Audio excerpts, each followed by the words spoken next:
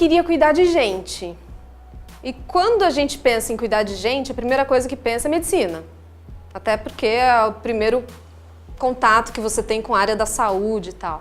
A nossa família sempre foi muito musical. A minha mãe, ela cantava em rádio.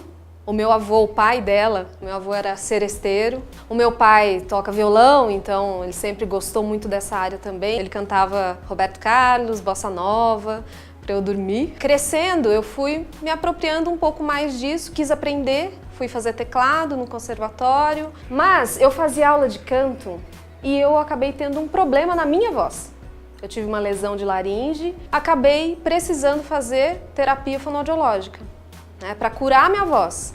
Quando eu cheguei na fono e percebi que era uma profissional da saúde, que trabalhava com comunicação e que trabalhava com voz cantada, eu achei o máximo. Falei, gente, existe alguém que faz isso, cuida de gente, cuida de canto. Daí pra frente, só nisso que eu pensei. Nem cheguei a tentar medicina, já fui direto pra fonoaudiologia mesmo. E dentro do curso, acabei desmembrando e percebendo que a voz profissional era o que mais me agradava mesmo. Eu fazia parte do coral da faculdade, depois virei preparadora vocal deles.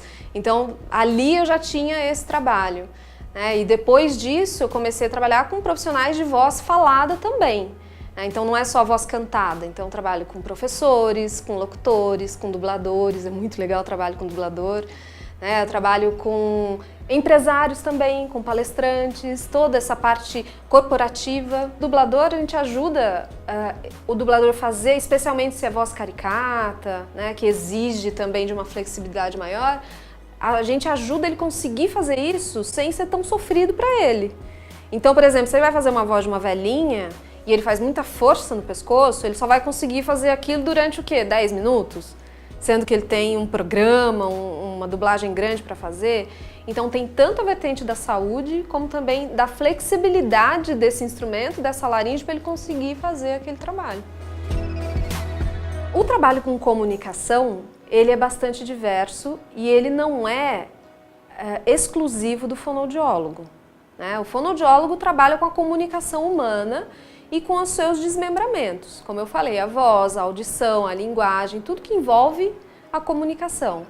Por outro lado, nós temos outros profissionais no jornalismo, nós temos palestrantes que desenvolveram muito bem essa prática do falar bem, da comunicação, que podem trabalhar com estratégias também, especialmente porque não tem essa vertente da saúde, toda essa parte que é voltada mais para a fono da saúde. Então existem fonoaudiólogos que trabalham sim num processo de media training, tem fonoaudiólogo, mas tem não fonoaudiólogo também, não é uma exclusividade.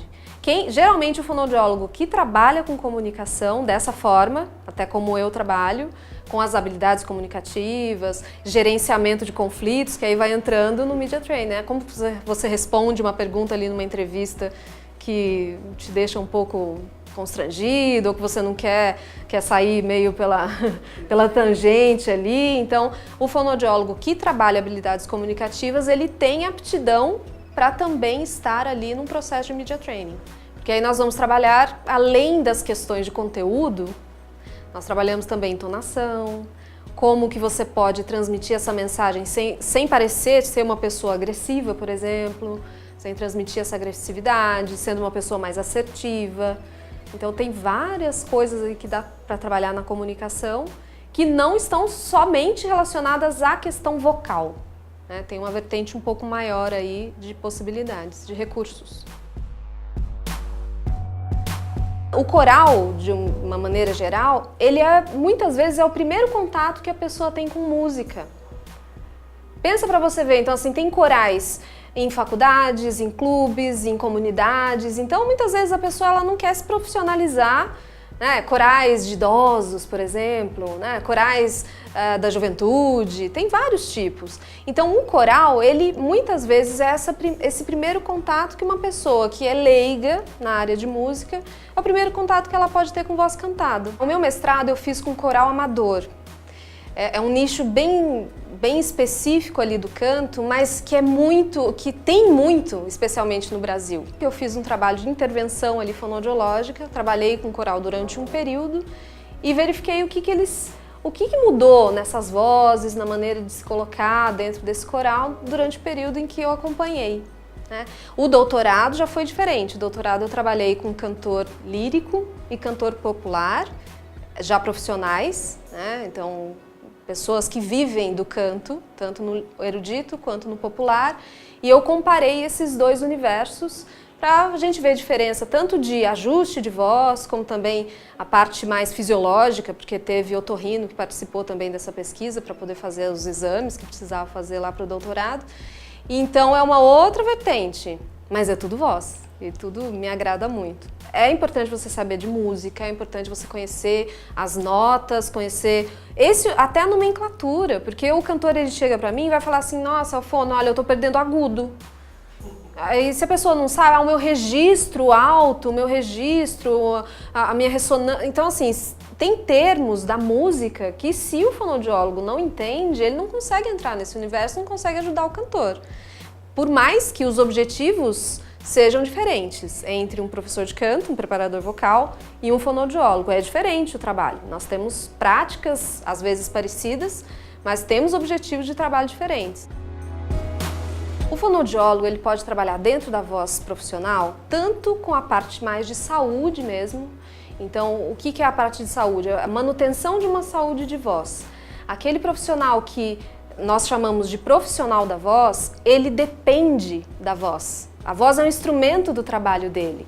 Então, se você vê um apresentador que tem um problema de voz, que fica rouco, ele não consegue apresentar um programa. Se ele consegue, a imagem que ele transmite para o seu telespectador, para o seu ouvinte, muitas vezes não é bem positiva, porque essa voz está alterada, já dá para perceber, né? Então o fonoaudiólogo na área de saúde vocal atua justamente em cima disso, na prevenção e, quando necessário, na reabilitação dessa voz que por vezes pode sofrer, né? Então a gente trabalha com isso, condicionamento vocal, né? Porque a voz ela é produzida por músculos, então esses músculos eles podem entrar em fadiga, eles podem não responder a toda aquela demanda de voz daquele profissional, então a gente condiciona essa voz para poder atender essa demanda. Além disso, a fono também trabalha, aí deixando a voz um pouquinho de lado, entrando mais num aspecto maior, que é o da comunicação. Então, como que essa pessoa ela pode se colocar para falar em público, para fazer uma apresentação, como que ela pode fazer uma melodia na fala para poder passar para o outro uma mensagem de uma maneira eficaz, se ela consegue passar essa mensagem de uma forma clara, de uma forma objetiva. Tem técnica para isso, porque falar bem não é necessariamente um dom, quebrando já um mito aqui que as pessoas acham, eu não tenho talento para isso, eu vou desistir de falar em público. Não, dá para treinar, porque a comunicação é uma habilidade. Então nós treinamos essas habilidades para desenvolver uma comunicação na área profissional. A voz ela envelhece, né? E assim como nós passamos por um processo de amadurecimento, de transformação, de tudo no nosso corpo, a voz ela entra nesse processo também. Então existem algumas demandas específicas de acordo com as diferentes idades, as faixas etárias no trabalho com voz. Meninos, especialmente na fase da mudança, né, na muda vocal, eles podem apresentar algumas alterações de voz, algumas variações que são esperadas para aquele período da puberdade, porque ele está crescendo. Então, às vezes, de repente, eu vou trabalhar com um menino que tem 13, 14 anos e que canta, que já canta. E aí ele vai chegar numa fase em que essa voz vai começar a mudar, vai começar, de repente, ficar um pouco mais rouco, vai variar muito. A gente trabalha em cima disso, entendendo que faz parte do processo de crescimento. E pensando nessa ideia de que a voz envelhece, nós também temos uma queda em vários aspectos de qualidade vocal a partir de uma certa idade. Até bem pouco tempo atrás, nós dizíamos assim que o período de máxima eficiência de voz que nós temos na vida é dos 18 aos 45 anos. Daí para frente começa a ter quedas em alguns aspectos, porque tem queda hormonal, tem algumas variações, pode ter uma calcificação de cartilagens e aí vai mudando a voz. Mas isso já mudou muito, especialmente quando nós vemos as pessoas que ao longo da vida mantiveram um trabalho vocal bacana, mantiveram uma saúde vocal interessante. No cantor, por exemplo, você pode ver pessoas que já passaram muito dos 45 e que mantêm boas vozes. Aqui no Brasil a gente pode pensar em Mato Grosso, Aguinaldo Raiol, Ângela Maria. Então, o pessoal que passou muito aí da idade, da eficiência melhor de voz e que continua obviamente, com algumas alterações, mas essa voz continua saudável. A pessoa que é boa no assunto, que é boa no canto, ela consegue se readaptar, que foi o caso da Gal Costa. Então muda um pouco os tons das músicas, de repente, o timbre mudou um pouco também, mas dá para trabalhar. Você trabalha essa longevidade da voz. Se você tem uma voz saudável ao longo da vida, você tem mais voz por mais tempo também. E isso não vale só para cantor, vale para qualquer profissional da voz e até quem não é profissional da voz. Porque a gente está aqui falando de voz profissional, mas a comunicação, quem não depende dela? Até essa ideia da voz profissional, ela cresceu muito. Ainda mais depois com rede social, com youtubers, com pessoas que fazem produtos, né, para a internet. As pessoas estão se expondo mais. Então elas estão usando mais da comunicação. Você fazer uma entrevista de emprego, para você se relacionar com as pessoas, para você ter uma boa comunicação com os seus relacionamentos. Então tudo usa voz, tudo usa comunicação. Não dá para fechar naquele grupinho das pessoas, dos profissionais da voz especificamente, já abriu muito. Os cantores, antigamente, era até assim, não podia falar que estava fazendo fono, era meio demérito, porque, nossa, eu vou falar para as pessoas que eu estou precisando de um tratamento médico, entre aspas. Hoje não, hoje eles querem mostrar, eles colocam nas redes sociais, olha aqui, meu personal coach, meu fono e tal. Então as pessoas gostam de mostrar, porque é um trabalho a mais ali, é uma dedicação que você está tendo com o seu instrumento. Nessa área eu percebo que está abrindo assim como no campo corporativo, eu vejo um pouco mais de entrada de fonoaudiólogo para trabalhar a habilidade comunicativa, saúde vocal, eu acho que sim, já temos um movimento aí. Nós orientamos sempre que o profissional da voz ele busque pelo menos algumas manutenções, né? Pelo menos uma vez no otorrino para ver como é que está a estrutura, para ver se esse instrumento ele está bem afinado, né? Porque a voz é um instrumento que não dá para você manipular, então você tem que sempre ter esse acompanhamento. E por uma questão preventiva é sempre importante. Por outro lado, existem algumas demandas que são específicas. Por exemplo, no caso do dublador mesmo. Eu vou fazer uma voz nova e eu tô com dificuldade de colocar essa voz no lugar onde eu quero. Então essa pessoa pode fazer por um período um acompanhamento com fono até ele conseguir. E depois tá liberado também. E mantém as práticas de uma voz saudável. É sempre importante, eu sempre recomendo que a pessoa tenha um acompanhamento com fonoaudiólogo, mas depende do caso. O que não dá é para esperar o problema acontecer, porque aí você já vai estar lidando com uma reabilitação, muitas vezes com uma lesão. Melhor que você trabalhe na prevenção, faça pelo menos algumas orientações com o fonoaudiólogo, especialmente se você tem uma questão ali para poder trabalhar com a voz. A fonoaudiologia, na área de saúde vocal, na área de voz, nós trabalhamos com o comportamento de voz, com a qualidade dessa voz, então nós vamos fazer a terapia em cima disso. O otorrino, o médico, ele vai avaliar a estrutura, a parte física. Então ele vai ver se está tudo ok com essa laringe, com essa prega vocal, se tem alguma lesão, se não tem, se tem edema, se não tem, se tem algum sinal de refluxo. E obviamente, dependendo do que o cliente ou o paciente apresenta, isso vai desmembrando para outras áreas. A gente pode trabalhar com gastro, pode trabalhar com nutricionista, com preparador físico, porque mexe muito com o corpo também, até com psicólogo, com professor de canto. Então, tem toda uma equipe envolvida de acordo com a demanda, mas essa relação do otorrino com o fonoaudiólogo na voz é muito próxima, porque eu trabalho com o que eu estou ouvindo, o que eu estou vendo dessa voz por fora. O otorrino vai avaliar e vai me dar informações sobre o que está acontecendo lá dentro, na estrutura mesmo. E para quem deseja trabalhar com profissionais da voz, ou mesmo aprimorar a própria voz, a própria comunicação, eu sempre indico que você precisa ser um bom comunicador. E o que é um bom comunicador? É aquela pessoa que é flexível, que é versátil na sua comunicação. Um bom comunicador e uma pessoa que trabalha com comunicação, com voz profissional, precisa ser curiosa, precisa abrir um pouco esse leque, né? Então, não é só a fonoaudiologia.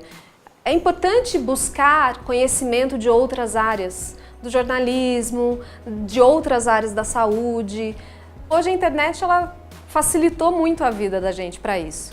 Na internet a gente pode encontrar, especialmente o pessoal que trabalha com dublagem, é muito legal, porque eles mostram bastidores de como é esse processo criativo dessa voz, muitas vezes da voz caricata, como que eu vou fazer uma voz de velhinha, o que eu faço aqui, se eu subo a laringe, se eu desço, se eu faço um tom mais grave, mais agudo.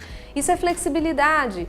Então busque esses profissionais, veja se você se encaixa nesse perfil de trabalho que é bastante dinâmico, que depende também de você estar sempre atualizado. Não adianta você fazer a tua faculdade ali e ficar fechadinho naquele mundo. Quando eu comecei a entrar na voz cantada especialmente, eu tive que abrir. Eu tive muito pouco na faculdade. Eu fui buscar tudo depois, né? Então, tem que abrir o leque, tem que conhecer outros profissionais, entender um pouco mais sobre como funciona essa voz, esse instrumento, olhar para si mesmo, né? Para ver como que eu sou como comunicador. Como eu me relaciono com as pessoas, isso é muito importante, olhar pra gente, para poder a gente conseguir trabalhar com o outro também. E para quem busca esse aprimoramento da comunicação, da voz, e quem quer saber um pouco mais sobre esse universo, eu tenho um canal no YouTube que se chama Cá Me Disse.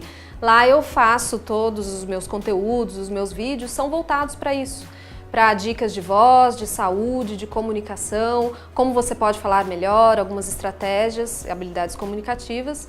Então, fica aí o convite para vocês conhecerem esse canal e eu estou à disposição também para tirar dúvidas. Eu sou Camila Loyola, fonoaudióloga, especializada em voz profissional falada e cantada e também das habilidades comunicativas.